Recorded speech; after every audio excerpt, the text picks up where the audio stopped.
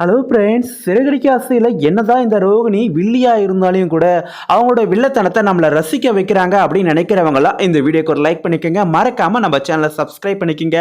ஆமாங்க, இப்போ முதல்ல என்ன நடக்குது அப்படின்னு பார்த்தாக்கா, இந்த மனோஜ் ரோகிணி இவங்க ரெண்டு பேருக்கும் இடையில் அந்த விவாகரத்து கேஸ் வந்து கோர்ட்டில் நடந்துட்டு இருக்கு. என்ன பொய் சொல்லி தான் இவ கல்யாணம் பண்ணிட்டா அப்படின்ற உண்மையை அந்த மனோஜ் சொன்னாலையும் அது உண்மை இல்லை, பொய் தான். நான் ஆல்ரெடி மனோஜுக்கிட்ட இந்த உண்மையை சொல்லிட்டேன். எனக்கு முதல்ல கல்யாணம் ஆயிடுச்சு, எனக்கு பையன் இருக்கிறா அப்படின்ற எல்லா உண்மையும் மனோஜ்கிட்ட சொல்லிட்டு தான் வந்து நான் மனோஜை கல்யாணம் பண்ணேன். ஆனால் அவர் தான் தன்னுடைய அம்மாவுக்கு பயந்துக்கிட்டு இந்த விஷயத்த சொல்லாமல் மூடி மறைச்சாரு. எல்லாத்துக்கும் அவரு தான் உடந்த அப்படின்னு சொல்லிட்டு நம்ம ரோகிணி புத்திசாலித்தனமாக காய் நகர்த்திட்டு வராங்க. எல்லா விஷயத்திலும் நம்ம ரோகிணி தான் ஜெயிச்சுட்டு வராங்க. இப்போ இந்த முறை கூட 2 சாட்சிகளை கொண்டு வந்திருக்கிறாங்க நம்ம முத்து மீனா. அந்த 2 சாட்சிகளும் தவிடுபொடி ஆக்குறது நம்ம ரோகிணியோட புத்திசாலித்தனத்தில் இருக்குது. இதை பார்க்கறதுக்கு நம்ம பலகுரல் சுருதி இருக்குல்ல, அவங்களும் வந்திருக்கிறாங்க.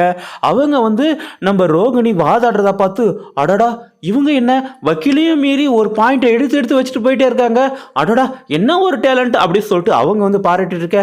போது நிறுத்திடி, நானே இங்கே என்ன நடக்குது ஏது நடக்குதுன்னு தெரியாமல் புலம்பிட்டு இருக்கேன், நீ வேற அவளை பாராட்டி புகழ்ந்து பேசிட்டு இருக்கே அப்படின்னு சொல்லிட்டு அவங்க மாமியார் வித்யா இருக்காங்களே அவங்க வந்து சொல்லிட்டு இருக்காங்க. சரி, இப்போ முதல் கேஸு அந்த நடந்துட்டு இருக்கும் போது முதல் சாட்சியா யாரை கூப்பிடுறாங்க அப்படின்னு பார்த்தாக்கா, நம்ம ரோகிணியோட ஃப்ரெண்டு வித்யா இருக்காங்களே அவங்கள தான் வந்து இங்கே சாட்சிக்கு கூப்பிடுறாங்க. அவங்கள கூப்பிட்ட உடனே அவங்கள விசாரிச்சு பார்த்துட்டு, இவ சொன்னதெல்லாம் பொய் தான், இவ வந்து பொய் சொல்லி தான் வந்து மனோஜை வந்து கல்யாணம் பண்ணா, அது எனக்கும் தெரியும் அப்படின்னு சொல்லிட்டு எல்லா உண்மையும் அவங்க வந்து சொல்லிட்டு இருக்காங்க. அப்படி சொல்லிட்டு இருக்க சமயத்தில் தான் அடுத்த கட்டமாக என்ன நடக்குது, நம்ம ரோகிணி இல்லைங்க இவ பொய் சொல்றா, இவ எனக்கே துரோகம் பண்றா, இவ என்னுடைய ஃப்ரெண்டு தான், ஆனால் ஃப்ரெண்டு தான் வந்து இப்போ கூட இருந்து எனக்கு துரோகம் பண்றா, கூட நெருக்கமாக இருக்கிறவங்க தானே நம்மளுக்கு துரோகம் பண்ண முடியும், அதே மாதிரி இவன் ஒரு துரோகி அப்படின்னு சொல்லிட்டு இவ சொல்கிறத கேட்காதீங்க, அவங்களோட வீட்டுக்காரை நான் குறுக்கு விசாரணை பண்ணணும் அப்படின்னு சொல்லிட்டு நம்ம ரோகிணி வந்து கேட்க, சரி அந்த நீதிபதியும் அவங்க வீட்டுக்காரரை கூப்பிடுறாங்க, அதாவது வித்யாவோட வீட்டுக்காரர் முருகன். அதுக்கு இந்த வித்யா என்ன சொல்கிறாங்க, ஏண்டி என் புருஷனை எதுக்கு விசாரிக்கணும், என் புருஷனுக்கும் இந்த கேஸுக்கு என்ன சம்மந்தம், நீ என்னடி என் புருஷன்கிட்ட கேள்வி கேட்குற அப்படி சொல்லிட்டு கோவப்படுறாங்க. அதுக்கு நீதிபதி, இங்கே பாருமா இது மாதிரிலாம் இங்கே கத்தக்கூடாது, கொஞ்சம் பொறுமையாக இருக்கணும் அப்படின்னு சொல்லிட்டு வித்யா வக்கீலாக இருக்கிறாங்க.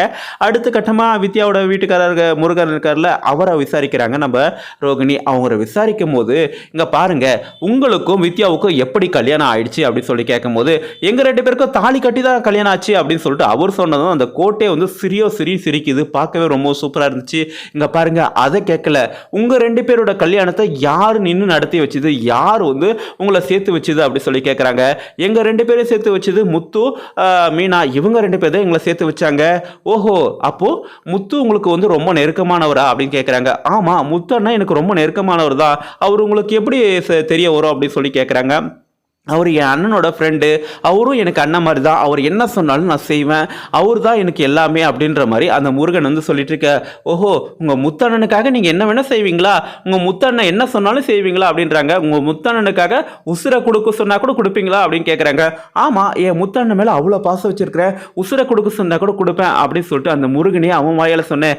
பார்த்தீங்களா இவரானர், அவர் என்ன உசுரவே கொடுப்பேன்றாரு, இந்த ஒரு பொய் தானே, பொய் சாட்சி தானே, இதை சொல்ல மாட்டாரா என்ன, தன்னுடைய மனைவியை வந்து இது மாதிரி பொய் சொல்லுன்னு இந்த முருகனே வந்து கம்பல் பண்ணி இங்கே கூட்டிகிட்டு வந்திருப்பாரு, இதுதான் வந்து இவங்களுடைய சாட்சி அப்படின்னு சொல்லிட்டு அதை வந்து தவிடு பொடியாக்கிட்டாங்க.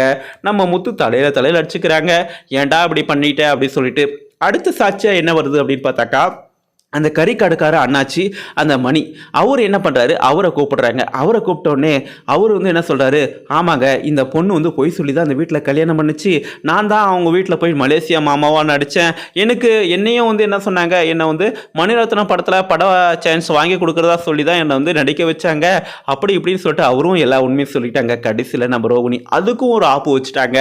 இங்கே பாருங்கள் இவர் இவர் சொல்கிறதெல்லாம் நம்பாதீங்க, இவரை கூட்டிகிட்டு வந்து நடிக்க வச்சது என்னவோ உண்மைதான், எனக்கா என்னுடைய மாமியார் வந்து பணத்தாசை பிடிச்சவங்க, அவங்க வந்து வரதட்சணை வேணும் சொல்லிட்டு இருந்தாங்க, அதனால தான் இவரை வந்து மலேசிய மாமாவை நடிக்க வச்சேன், அப்பதான் என்னுடைய மாமியாரோட அந்த பணத்தாசை அந்த வரதட்சணை கொடுமை இதுல இருந்து தப்பிக்கலாம் அப்படின்றதுக்காக நான் இவரை நடிக்க வச்சேன், அப்போவும் எங்கிட்ட காசு வாங்கிட்டு தான் நடிச்சாரு, இப்போவும் இவர் காசு வாங்கிட்டு தான் இங்க வந்து கோர்ட்ல வந்து சாட்சி சொல்லிட்டு இருக்காரு அப்படின்னு சொல்லிட்டு அந்த சாட்சியும் தவிடுபடி ஆகிட்டாங்க.